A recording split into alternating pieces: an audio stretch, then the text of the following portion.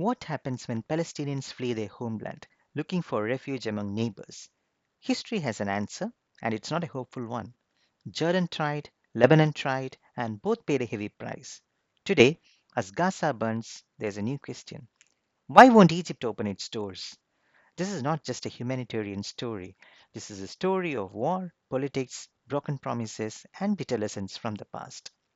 Let's rewind to 1948, the year the State of Israel was born, and over 700,000 Palestinians were forced to flee. They sought shelter in the Arab world. Jordan, Lebanon, Syria, and Egypt opened their borders. But that welcome was short lived, and it came at a cost. Jordan took in the largest number. The Hashemite kingdom gave most of them citizenship. But soon, Palestinian fighters, especially those linked to the PLO, began building power, challenging Jordan's monarchy. In 1970, this exploded into violence. It was called Black September.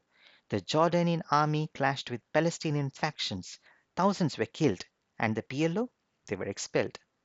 They moved to Lebanon, a country already divided among sectarian lines. Palestinian fighters operated with near impunity, launching attacks on Israel from southern Lebanon. And then came 1975, the start of the Lebanese Civil War. Palestinian presence became one of the major triggers. What followed was 15 years of bloodshed, militias, foreign armies, massacres. Lebanon still carries the scars, so the pattern was clear. Hosting Palestinian refugees meant importing the conflict with devastating consequences. Now look at the map. Gaza shares one border with Egypt, the Rafah crossing. Why not open it? Why not offer refuge? Because Egypt knows the past and it is not willing to repeat it. Let's break it down. First, there is Sinai, Egypt's restive desert province. For years, Cairo has battled insurgents and jihadist groups in this region. Opening the Rafah crossing could bring militants into the mix, and that is a security nightmare. Second, there is a political red line. Egypt fears this, that if Palestinians are pushed into Sinai, Israel could claim, look, Gaza is empty, let's never go back. That would effectively kill the two state solution. Egypt wants no part in that. They will not allow Gaza to be emptied, not on their watch. Third, Egypt is already under pressure, a strained economy, high unemployment, rising prices. Millions of Egyptians are struggling. Can Cairo afford to absorb a refugee population in the tens or hundreds of thousands? The answer is no.